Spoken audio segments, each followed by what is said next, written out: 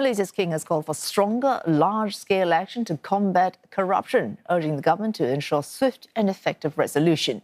In his opening address in Parliament, the king said courts should create special fast-track lanes so cases can be heard and concluded without delay. CNA senior correspondent Afifah Ariffin tells us more. The need for Malaysia to take tough action against corruption alongside institutional reforms and national unity was front and centre in the King's address at the opening of Parliament on Monday morning. In his speech to lawmakers, Malaysia's King Sultan Ibrahim first struck an upbeat note on the economy, pointing to 4.7% growth last year, low unemployment and inflation, and a sharp reduction in hardcore poverty. But he was clear that economic gains alone are not enough.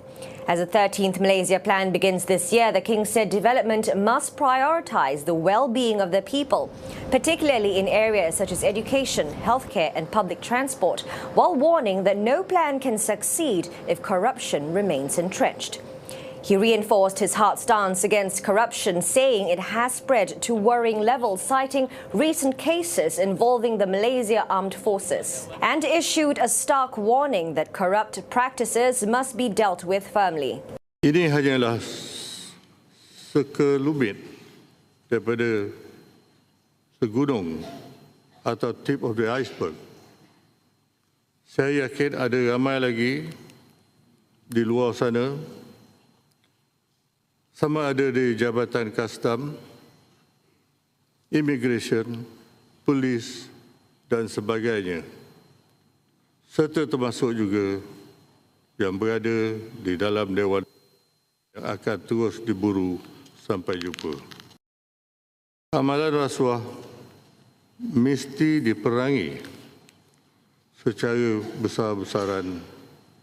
The King also urged the public to act against corruption and called on the Malaysian Anti-Corruption Commission to investigate firmly without fear or favour. Parliament will resume on Tuesday morning with lawmakers debating the contents of the royal address before moving on into legislative business. And once it does, attention will turn to 4 major bills expected to be tabled.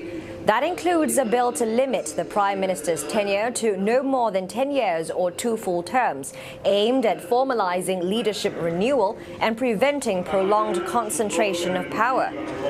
Now, because it involves constitutional amendments, the bill must be supported by a 2/3 majority in Parliament. Another priority is a bill to separate the roles of the Attorney General and the Public Prosecutor, intended to strengthen prosecutorial independence.